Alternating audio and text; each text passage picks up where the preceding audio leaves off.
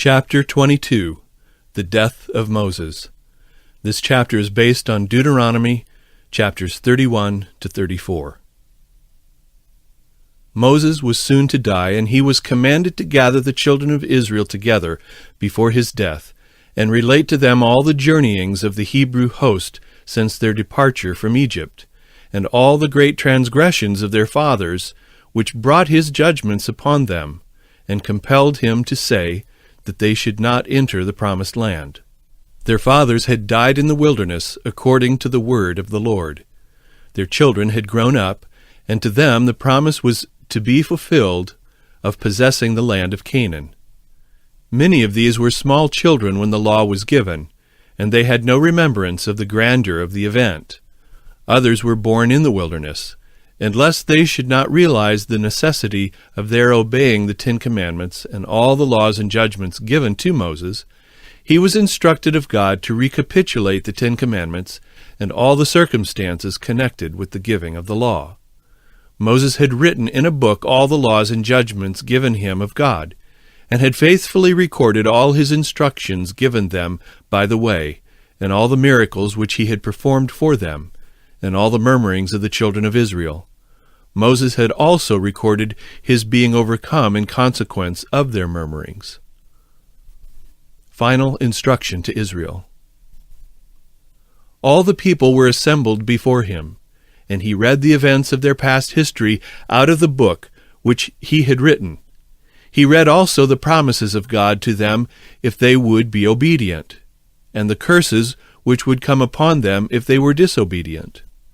Moses told them that for their rebellion the Lord had several times purposed to destroy them, but he had interceded for them so earnestly that God had graciously spared them. He reminded them of the miracles which the Lord did unto Pharaoh and all the land of Egypt. He said to them, "But your eyes have seen all the great acts of the Lord which he did. Therefore shall you keep all the commandments which I command you this day, that you may be strong, and go in and possess the land, whither you go to possess it." Deuteronomy 11, verses 7 and 8.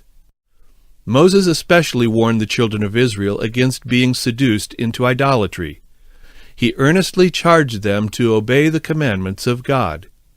If they would prove obedient and love the Lord and serve him with their undivided affections, he would give them rain in due season and cause their vegetation to flourish and increase their cattle. They should also enjoy especial and exalted privileges, and should triumph over their enemies. Moses instructed the children of Israel in an earnest, impressive manner. He knew that it was his last opportunity to address them. He then finished writing in a book all the laws, judgments, and statutes which God had given him, also the various regulations respecting sacrificial offerings. He placed the book in the hands of men in the sacred office and requested that, for safekeeping, it should be put in the side of the ark, for God's care was continually upon that sacred chest.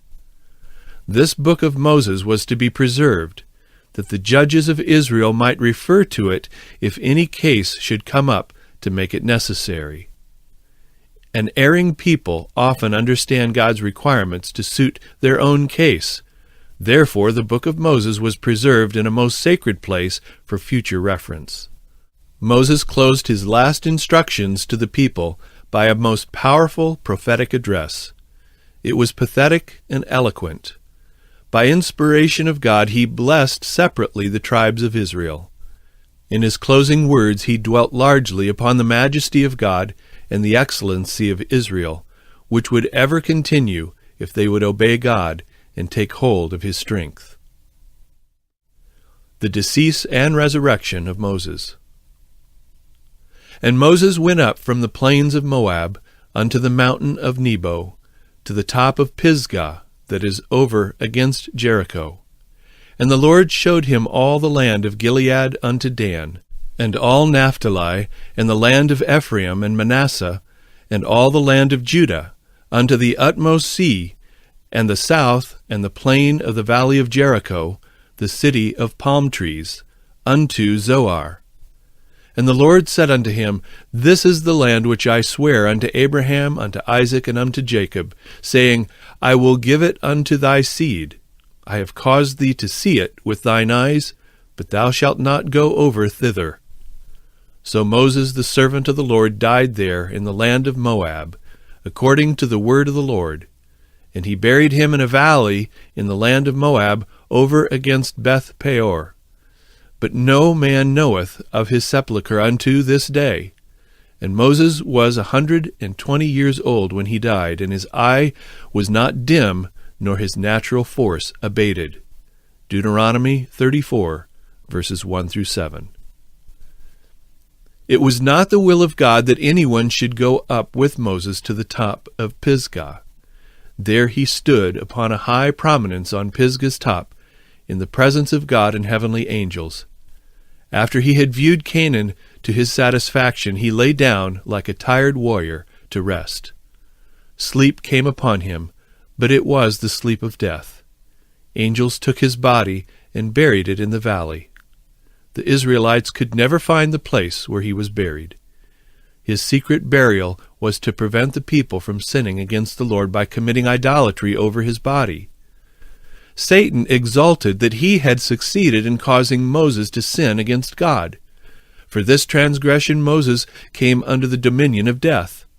If he had continued faithful, and his life had not been marred with that one transgression, in failing to give God the glory of bringing water from the rock, he would have entered the promised land, and would have been translated to heaven without seeing death. Michael, or Christ, with the angels that buried Moses, came down from heaven after he had remained in the grave a short time, and resurrected him and took him to heaven. As Christ and the angels approached the grave, Satan and his angels appeared at the grave and were guarding the body of Moses, lest it should be removed. As Christ and his angels drew nigh, Satan resisted their approach, but was compelled by the glory and power of Christ and his angels to fall back. Satan claimed the body of Moses because of his one transgression, but Christ meekly referred him to his Father, saying, The Lord rebuke thee.